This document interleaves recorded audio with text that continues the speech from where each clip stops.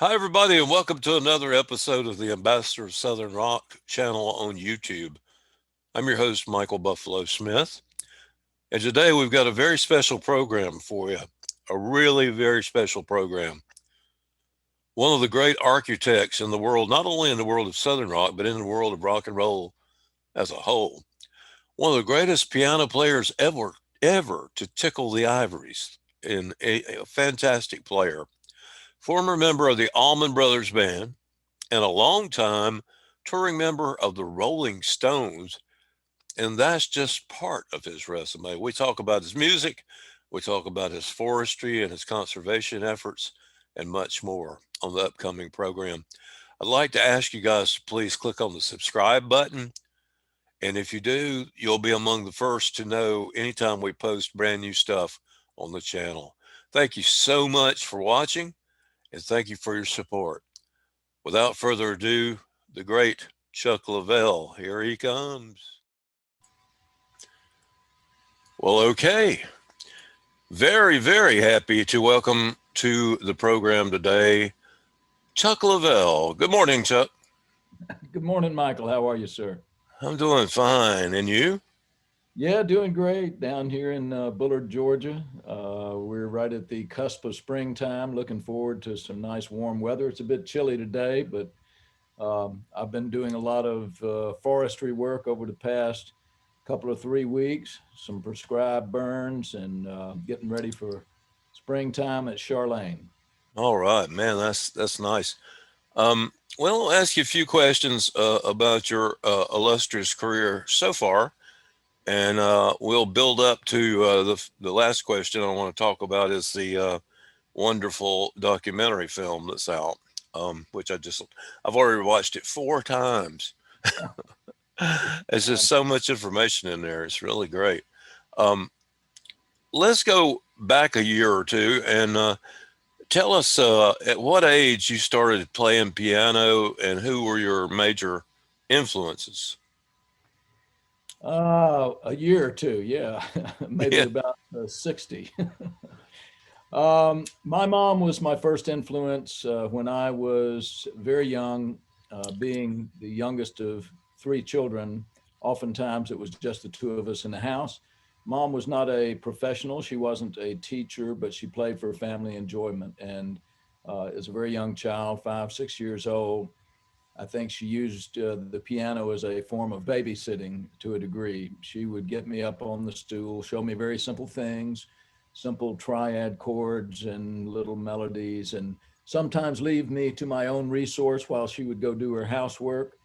But she was always very encouraging, and she would say, "Well, Chuck, I got to go do this or that, but I'll be listening. You can just work on something I showed you or make something up. It doesn't matter, whatever you want to do." So it was always a lot of fun for me at that age, and it was never, forced upon me, or it wasn't as if I was taking lessons all the time.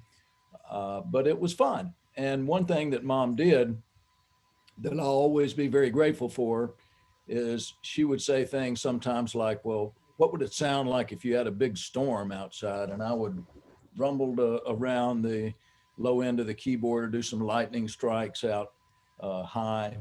And what would it sound like, Chuck, if you hit a home run? Or what would it sound like if you were upset with a friend? So, music for me at a very young age started out being more about emotions and colors and feelings than it was notes and chords. Then, Michael, as time went on and I began to get a little bit more serious about the instrument and learned to play guitar and had my first rock and roll band, the influences at that point were Leon Russell, Nicky Hopkins, Barry Beckett, of course, from Muscle Shoals. Clayton Ivey was a great player from up there. Billy Preston, those kinds of players. Wow. Yeah, man, that's some great players. Um, I'm kind of jumping around a good bit here, and I apologize for that. It's not necessarily in chronological order. I just wanted to go ahead and ask because we had the last time I saw you, the last time I went and did anything in public was at the grand reopening of Capricorn in December of 2019. I haven't done anything since, but it was great. And I I just wanted to ask you your thoughts on the comeback of Capricorn Records Yeah. Well, it's actually Capricorn Studios. Studio, right? Not The records. record company is still non-existent, unfortunately. Exactly, right. Um, it's been such a great thing for me personally because I live near Macon, Georgia, and it's a wonderful place to go and for me to work. It's looks exactly the same as it did back in the day in the 70s when we were doing records by Greg Allman and Allman Brothers Band and Marshall Tucker and others. Uh, the technology obviously has improved and been updated. They have an incredible custom made API board, which was the same type of console that they had back in the day in the 70s. But of course, it's been upgraded with digital technology. They do have a 24 track magnetic tape machine that can be used if people want to. But it's marvelous. I mean, the only thing they don't have that I hope they will have sometime in the not too distant future is a really great piano. However, this day and time with digital technology, there's a lot of really great software programs that can be used through the computer and using a keyboard to trigger it. So I've been using different programs for that basically are samples of Steinway pianos, Yamaha pianos, Bosendorfers, and other really good instruments. Well, when you were originally at Capricorn, I'm not sure if I got the timeline exactly right. Did you work at Capricorn before you joined the Almonds? Well, the story is that I moved to Macon following my friend Paul Hornsby. As you know, Paul was in a band that was a precursor to the Allman Brothers Band called the Hourglass. And when that band broke up, Paul came to Tuscaloosa, where I grew up. And we became friends. He was very encouraging to me, showed me a lot of things on the keyboard that I needed to know at the time. And he was very helpful and he was very much a mentor to me. And then at a certain point, I guess it was 1969, uh, Capricorn was up and running. He had some contacts and they asked Paul to move to Macon to produce records and to be a session musician. So, I followed Paul over. I was curious and I didn't want to lose my guy because Paul really meant a lot to me. And I took a tour of the state of the art studio at the time, took a tour of the record company where I met my future wife to be, Rose Lane. She was working for Frank Fenter as an assistant. Saw the booking agency, Paragon Booking Agency, and all of that said, hey, this looks pretty cool. In previous times, I had spent a little bit of time in Muscle Shoals, which of course was a hotbed of recording activity in its own right. But I did get a little bit of work there, but I found out pretty quickly that being as young as I was, which was 16, that the older guys were going to get the better work. And so Macon really and Capricorn seemed to be much more open. And they were very encouraging. Phil Walden, Frank Fenner said, hey, come on over here, man. We'll find you something to do. And the first move was to sort of merge some Tuscaloosa musicians with some Macon, Georgia musicians and put a band called Sundown together. We did one record on the Ampex label, which was a company that was making magnetic tape. And they figured, hey, let's get into the record business. It didn't last very long. They only did, I think, 2 releases and then went back to making tape. But that was the beginning for me in Macon.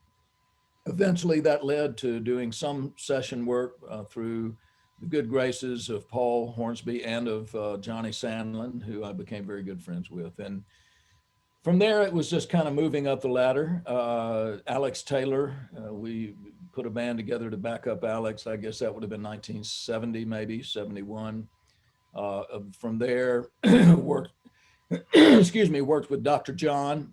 Phil had signed Mac Rebenak, Dr. John's real name, had signed Mac to a management contract, and he was needing a band. So we auditioned and got that gig.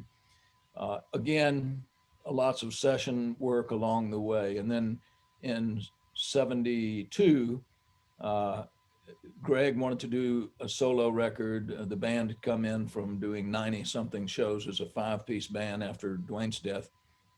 And I think they were mentally, physically exhausted and wanted to do different things for a while. And that's where Greg decided to do a solo record. And of course, that was the Laid Back record. And that led to some jam sessions that eventually led to me being asked to join the Allmans.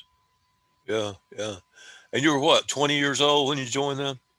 I was. That's amazing. I didn't really think about that deeply until last night when I was putting this all together. I was thinking about how young Derek Trucks was when he joined, and I was like, dang, Chuck was too. It's pretty amazing. Yes. What are your, just a couple of your favorite memories of your time as a member of the Allman Brothers? Oh man, we had a great run of it, Michael, as you know. I mean, I think it was kind of sort of I won't qualify it by saying that. I was going to say a golden era for the band. It certainly was in respect of record sales and tours. We were doing stadium shows and all. Huge jump for me, having worked with previous touring with Alex Taylor and 6 guys in a Ford LTD station wagon, and the same thing basically with Dr. John. And then all of a sudden we're in limousines and private planes and stadium shows. So I tried my best, keep my head screwed on straight and focus on the music. That's what was of utmost important to me. Good memories, well, making those records, Laid Back and Brothers and Sisters was certainly a great memory. Playing a couple of shows with Barry before he passed away. We did a Don Kirshner's rock concert up in Long Island, as I recall. And I think there was maybe an Ann Arbor show, but Barry was so sweet. He was great guy. He was the one coming to me saying, hey, are you okay? You comfortable? Is everybody treating you right? And are you having fun? And I miss Barry very, very much. But as you know, he did have his accident, passed on fairly early in my joining the band. And we got Lamar Williams in, and Lamar did a fabulous job. Some of the memories of the shows, playing Watkins Glen was certainly a great memory with the Grateful Dead and the band and 600,000 people, breaking the record that Woodstock had previously set in attendance. Doing other shows with the Dead in different places out in California and other spots, playing those iconic stadiums that many of which are no longer there, like RFK Stadium, JFK Stadium, and so forth. It was a wonderful, wonderful journey for me. No doubt, man. I tell you, I just huge fan of I am a huge fan. Well, I'm just a huge fan, but of the Brothers and Sisters album and everything. And I guess, I don't know, it's like every time your name comes up, there's 2 things people talk about: the Rolling Stones and Jessica. So how long did it take you to come up with that piano part on Jessica? I mean, it's so classic now. I have to wonder, Well, it was partly thought out, but largely improvised. Yeah. Dickie came in with the song. I think the history of the song was that he was listening to Django Reinhardt and watching his daughter Jessica, who was about 2, a little toddler at the time. For those that don't know about Django, he was this gypsy guitar player from the 30s and had a very bouncy, rhythmic jazz sort of feel and style. So Dickie was listening to that, and he came up with the intro on the acoustic guitar. And then from there, the melody came together. And, you know, I think the guys were looking from me to make a contribution. You know, I didn't want to be a wallflower in the band. They asked me to be in there. And so they wanted me, at least from time to time, to step out and do what I do. And Jessica was just a great vehicle for me to do that.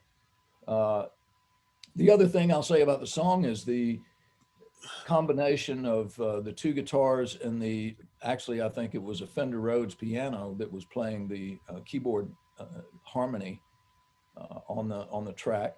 But then, of course, the acoustic piano solo, and you know, I had a little bit to do with the arrangement in and out of the piano solo, especially the climb going up to Dickie Betts' guitar solo. So you know, part of it, especially the very first part of my solo, it's kind of a hey, hello, Chuck's here, how y'all doing? And I had that little figure, and then from there I kind of let it go where it would. Yeah, that's cool. Now, I promise not to ask about everybody that you played with because that would take all day. But there's two or three of my musical heroes, and I just wanted to touch on and get your thoughts on playing with. And one of them, of course, is Eric Clapton. Tell us a little bit about Eric, Well, the playing way with him. I got that gig was I had been in the Stones for some years, but had only done one tour in 1982. And then 1989 rolls around and we have the Steel Wheels album. And the band had not toured in 7 years, but we had a very big tour, as you know, with Steel Wheels, 1989 and 1990. Well, Eric was asked to be a special guest on several shows. I think it was about half a dozen shows. Shea Stadium was one. I think he joined us in Los Angeles as well, maybe at Dodger Stadium or somewhere out there. And luckily for me, they set him up right next to me physically on the stage. And we were doing Little Red Rooster, great Howlin' Wolf song. And of course, Eric is the blues. And we had a little nice kind of blues communication conversation, if you will, back and forth. You know, of course, it was all about Eric, but I tried to say hello with my fingers a couple of times on that song. So I get home from that tour, and there's a message on my then cassette answering machine saying, "Hello, this is Eric Clapton calling from Hong Kong to see if Chuck Leavell might be interested in doing some shows at the Royal Albert Hall." So yes, I was very interested in that. Yeah. Thank you. And that's how it came about. I went over to London, rehearsed with the band, great band, as you know, Nathan East on bass, Steve Ferroni on drums, Andy Fairweather Lowe on guitar. Greg Fillinganes was the primary keyboard player. I came in. Alan Clark had been playing with Eric on tour previous to this. Alan was asked to go back and play with Mark Knopfler and Dire Straits, and that's when the opening happened. So Eric thought of me and asked me to join. Had a great rehearsal, and I did 18 of the 24 nights of the record 24 nights, which were all at the Albert Hall. There was 6 nights of a quartet without me, and then there was 6 nights of the core band with me in it. There was 6 nights of blues and 6 nights of orchestra. Oh. And so I did 18 of the 24 of 3 of the segments, if you will. So, you know, that was it. It went really well. Loved being with all those guys. And I failed to mention Ray Cooper on percussion, who was brilliant, and Tessa Niles and Katie Kassoon, great singers. So, you know, that was the beginning of it. And then it's really sad because right after that, Eric was going to take a year off and spend with his son, Connor. Well, I think we all know what happened. Connor had this tragic accident falling out of a high rise in New York. And so Eric and his manager, I think, together decided, you don't need to be sitting around, man. He was going to take the year off, but he said, you really need to work and put your mind back on music, put your mind back on work. And so, as you know, he and George Harrison had this strong relationship, intense relationship. And Eric kind of threw the gauntlet down to George. He said something to the effect of, hey, man, you do a record every 5 years. You don't get in the trenches and play live anymore. Come on, what's up? And George said, but I don't have a band. And Eric says, well, I've got a band and you can have it and you can have me. Yeah. So that's what happened. George accepted that. And the next play was for us to go back to London, rehearse with George, go to Japan and do the last tour that George did. And that was amazing within itself. Wow. Yeah, I'm glad you went into that. I was going to ask you about George. It was ironic. It was one of the first celebrity interviews I ever did in 1992, 91 or 92 was with George Harrison. And I still don't know how I ended up getting through to talk to him about the reissue of Bangladesh on CD. And that little interview, that 20 or 30 minutes is like gold in my mind. Such a nice guy. He George. was so unassuming, had a wonderful little sort of understated chuckle, great sense of humor, down to earth. His wife, Olivia, son, Danny, were very, very gracious to all of us. They had told me, Michael, you've got 10 minutes and you only talk about the Bangladesh. You can't ask anything about the Beatles. So Right. I'm talking to him and we're just talking and it goes 10 minutes. It goes 20 minutes, 25 minutes. And he goes, you're not going to ask me about the Beatles? And I'm like, well, they told me I couldn't. And he goes, well, anything you want to ask, I like talking to you. So I was like, wow, that is pretty cool. Not everybody's going to give you that, especially a Beatle. It's really cool. Another one I wanted to ask you about, this one of my guitar heroes that you played with is Dave Gilmour. Wow. Well, before we go to David, let me just give you one little bit more of Eric, and that is that after the George Harrison tour, and we all in the band begged George to take that tour to the US, but he just didn't want to do it. And, there was no convincing him, unfortunately. I think that, the US would have just loved to have seen that tour. But the next thing that Eric wanted to do was the Unplugged record, through the MTV at the time organization. And Greg Fillinganes had decided that he wanted to get off the road. He wanted to go back to LA, produce records, do session work, not travel so much. And so he resigned. And Eric came to me and he said, listen, Greg's gonna go back to LA and not gonna travel. I want to do a tour behind the Unplugged. Well, we're going to do the Unplugged experience, and then we're going to tour. Do you think we need another keyboard player, or would you like to have it on your own? And I said, you know what? I don't mind having it on my own, Eric, if that's okay with you. And so that was, I was a bit like a coiled up spring at the time, because, in all due respect to Greg, he's a very good friend of ours, of mine personally. And we worked really, really well together. But, he was getting most of the glory since I came in as second keyboardist. So it was an opportunity for me to kind of step out. And that whole tour went really, really well and was a great experience. Now let's fast forward to David Gilmour. Again, Greg Fillinganes comes into the picture, which was fantastic. I said, wow, we get to work together again. He's such a talented guy. He's such a sweetheart to be with. But here's the background on David.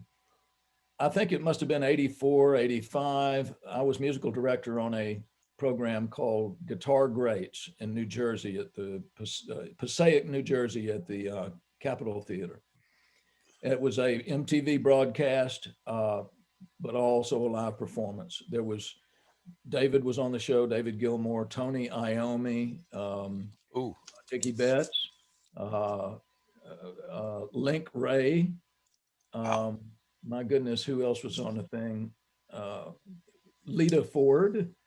I'm forgetting some others, but it was like, everybody does a couple of songs and we just kept it moving. But I was in the core band and I was the MD for the thing. So, you know, uh, I meet David briefly. We do the songs. I can't even remember what it was, but whatever it was, it went well. 10 years go by and I'm rehearsing with the Stones in London. Or maybe it was Eric. I think I was working, rehearsing with Eric, and David comes around and he invites myself and a couple other guys in the band to his unbelievable castle house. And we just had a nice night of conversation, drinking some wine and talking music. Another 10 years go by, and this message comes through on the website, my website, and Rose Lane says, Chuck, there's a guy here that says he's David Gilmour. I said, oh yeah, what does it say? He says, hi Chuck, David Gilmour here, ... honest. And he left a phone number and an email address. And I thought, I'll do the email. Maybe that's a little safer than calling some nutcase. And it turned out to be David. He said, man, I'm going to be doing a European tour. I'm wondering if you're available. So eventually we had the phone conversation. And I said, David, you kidding? I'm honored. I'm flattered. This is fantastic. Yes, I am available, but we were finishing up a Stones tour. And I said, but it's been a long time, man. I mean, do you want me to fly over there and play with you some, make sure you're comfortable? And he said, no, I know who you are. Just come on. Okay. And again, a really great band. They had been with David. I think I was maybe the only sort of new guy. And we played these fantastic venues that were all Roman amphitheaters and castles and these beautiful, beautiful places. We did Pompeii, as you know, that was where the DVD came from. We played Circus Maximus in Rome. We played other beautiful venues. And I said, David, you're a stadium act, man. I mean, it's great that we're doing this, but I'm just curious why you don't want to do stadiums. It'd be a lot more profitable. And he said, man, I've had a great career. I'm grateful for everything I have. And I want the audience to have a geographical and in the moment experience as well as a musical experience. And he said, I just feel like these are the appropriate places to play. I thought that was really generous and gracious of him.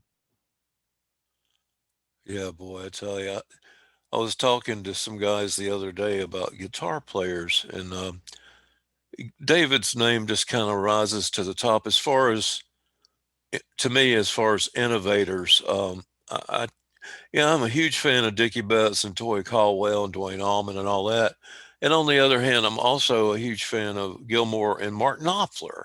I just think these guys are like so different, and you could spot David Gilmour's guitar tone a mile away. It's so unique, beautiful. Absolutely. Uh, He's are you got, familiar with that? Of course, you're familiar with the song "Brothers in Arms" that they did, oh, yeah. Dire Straits. That I changed horses there. I was talking about Gilmour and I went over to Dire Straits, but I was just thinking about that song in particular. Just uh, when I hear it, it just almost brings tears to my eyes because it's just so, I don't know, it's emotional. I just love it. I love people who play with emotion, and that's what you were talking about that your mother instilled in you is playing with emotion.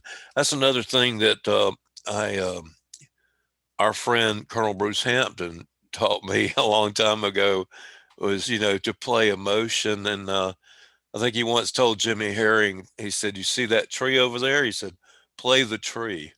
And it's like, so, it's that kind of thing. I know we've been in lockdown and all that kind of stuff for a year. We all have, but I just wondered if the Rolling Stones have been doing anything or talking about doing anything. I know that Mick has been doing a lot of writing. Keith probably the same. I guess it's been 2 years, maybe closer to 3 now, that I was involved in a recording session in London with them.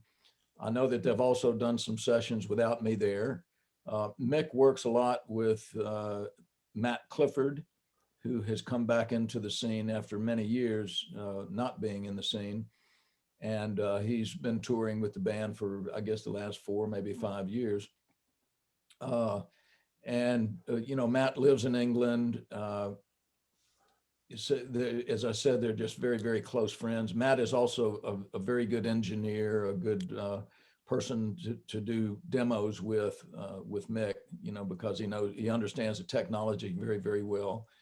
And so I know that he and Matt and Mick have been working a lot together, some demos, writing, whatnot. I know Don Was has been involved. I have really not heard the stuff that I'm not on. The stuff that I am on, I thought sounded really good, and it needed some editing and whatnot, but I think that was going to be done, and I'm sure it probably has been done by now. I'm not privy to the private meetings, and I can't articulate exactly what they have in mind, but I have to believe that there'll be a record out sometime in the not too distant future. Yeah. Of course, they put out that single, Ghost Town, during the pandemic. I was not on that. That was Matt playing, I think, Wurlitzer on it. So we'll see what they have in mind. As you know, we had to cancel a tour. We were going to go out in 2020 and do about 15 shows to continue the No Filter tour, they were calling it.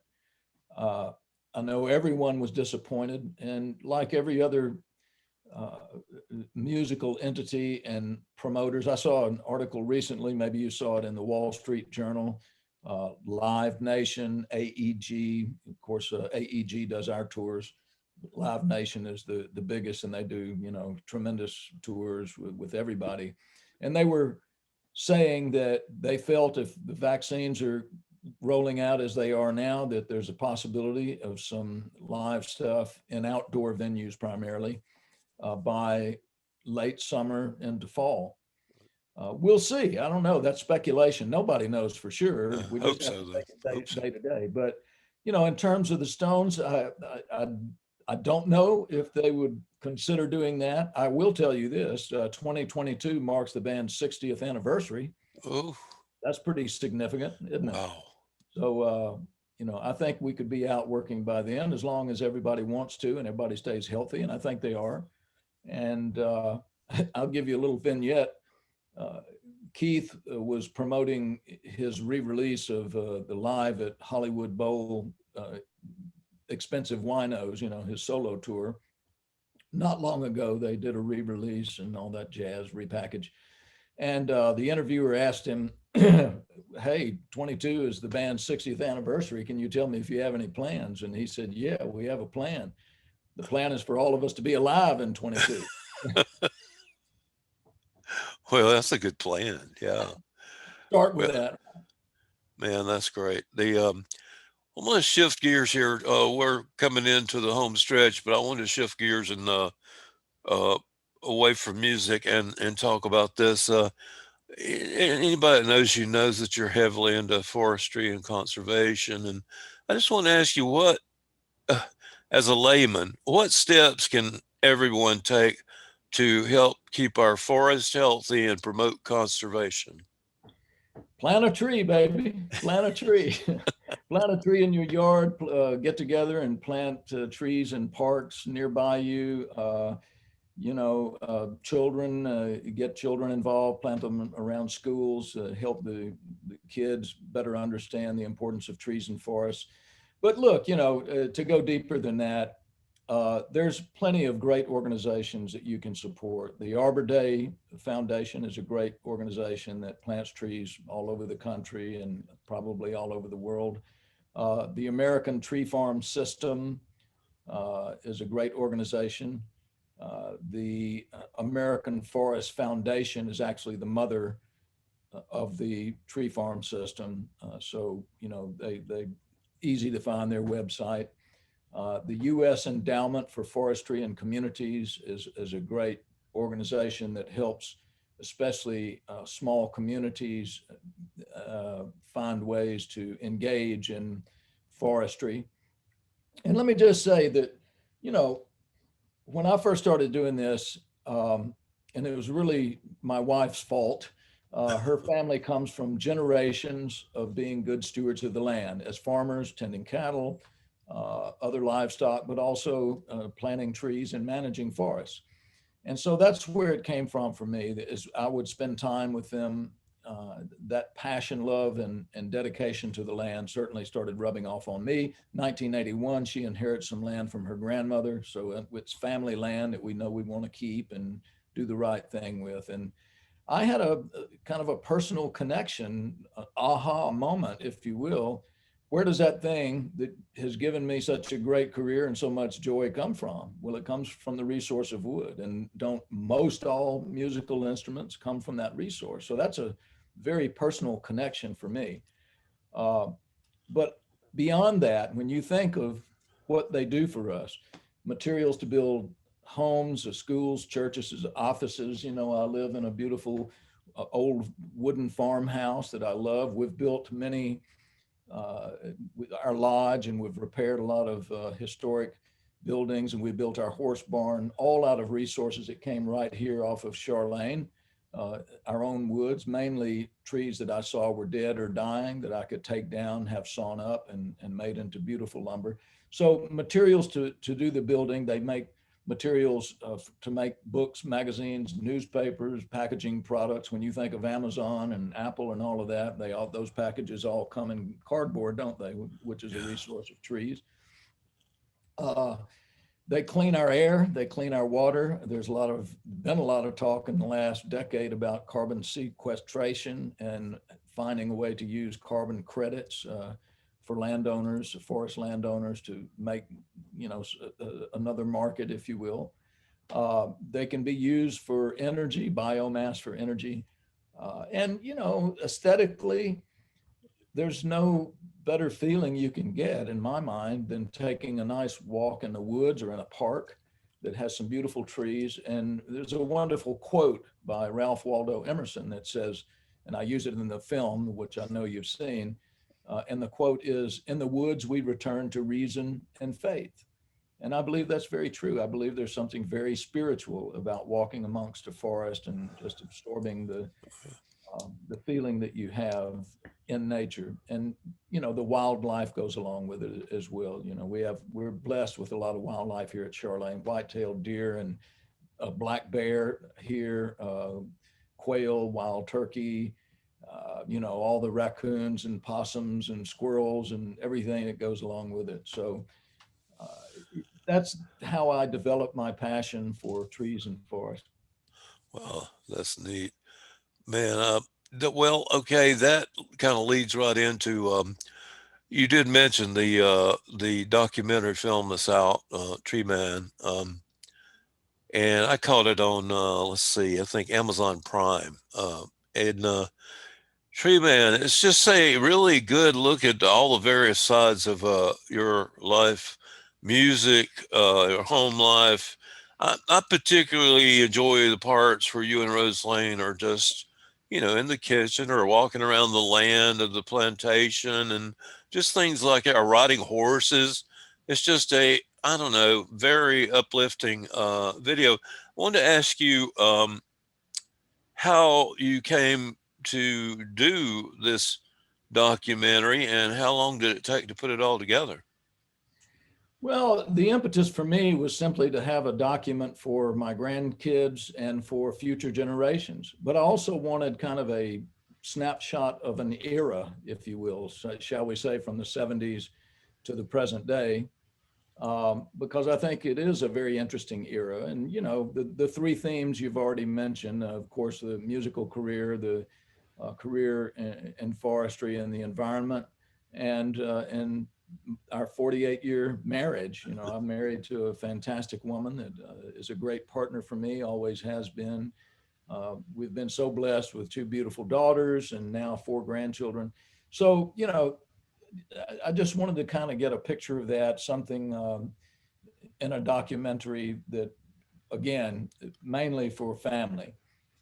But as we were thinking about who to get to handle this and to direct it, Alan Forrest, without going way deep into all the details, is someone that I had known, and we had interviewed several people, but Alan proved to me that he really wanted this project. He said, Chuck, I swear to God, I'll bend over backwards. I'll make it work. I want to do the right thing. I'll put my heart and soul into it. And I said, well, then you're the guy.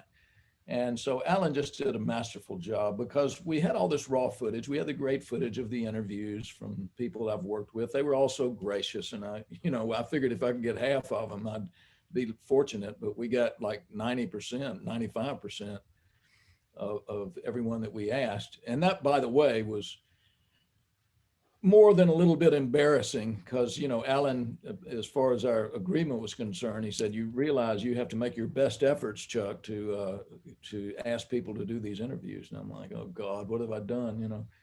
But anyway, we wound up with kind of a nice tag team where I would send an email or make a quick phone call or leave a message just to say, hey, listen, we're doing this project, and if you might agree, it would be wonderful to do an interview. And so Alan would do the follow up. And the truth is, I didn't see any of those interviews until he had started editing the film. But what I wanted to come back to was his expertise and art in making a story out of all that. Because we had the raw footage of the interviews, we had the stuff with the environment and forestry, and we had, the home things that you mentioned.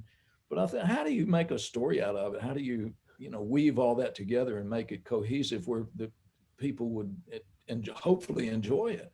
And Alan just did a masterful job. He locked himself in a basement for 6 weeks, working 8 to 12 hours a day, doing all that editing. He really did put his heart and soul into it. And I'm just so proud that I asked the right guy and that he said yes. The other thing that you asked about was how long did it take? 3.5 years, not every day, obviously, but he came here to Charlene. He went to several Stone shows. He went to the Capricorn show that you mentioned, the revival. He did some of my solo shows, and he just really worked hard at it. And it was a long process, but it was worth the time and I think worth the effort. And again, kudos to Alan. Oh, yeah, yeah. Chuck, is that available on DVD?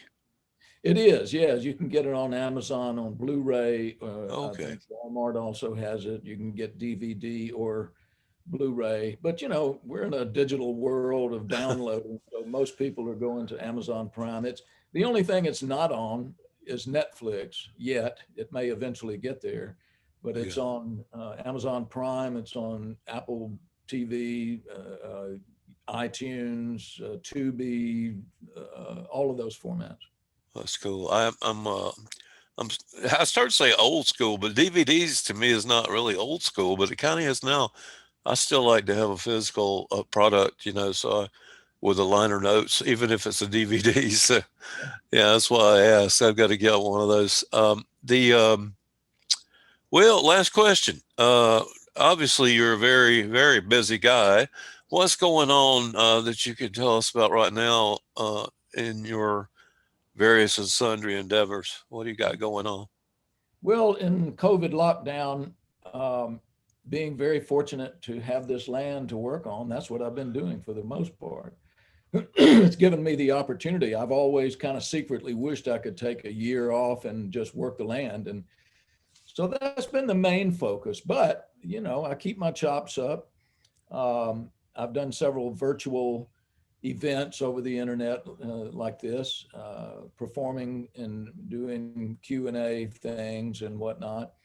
What's coming up? Well, we still don't know, do we? We're waiting to see how the vaccine roll out. We're waiting to see when live music can comfortably come back into play.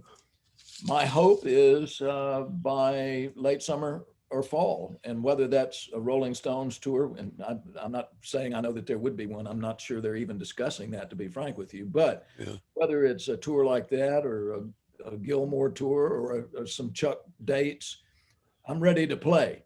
So hopefully by then I can do some live performances one way or another.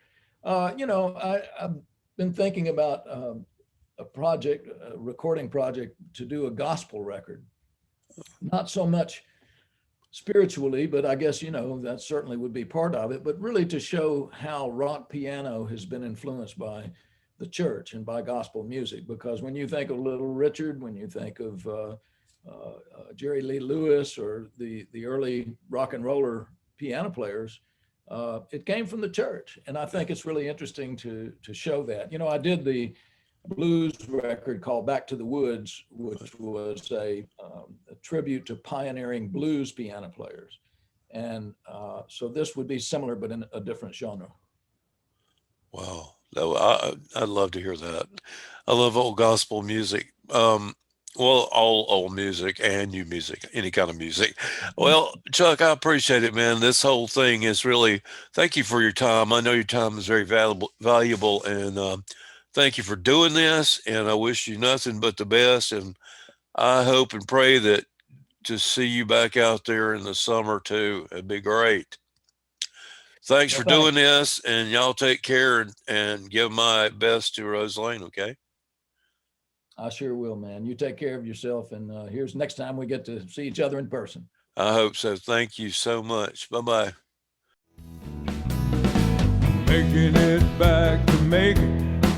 Give me some grits, gravy, and bacon. Just a little something to tide me over. The Mama Louise and the H&H Open. She got fried chicken and pinto beans, hot cornbread, sweet iced tea, everything that a body needs. That's why I'm making it back to Macon. Give me some grits, gravy, and bacon. Just a little something to hold me over to Mama Louise and the H&H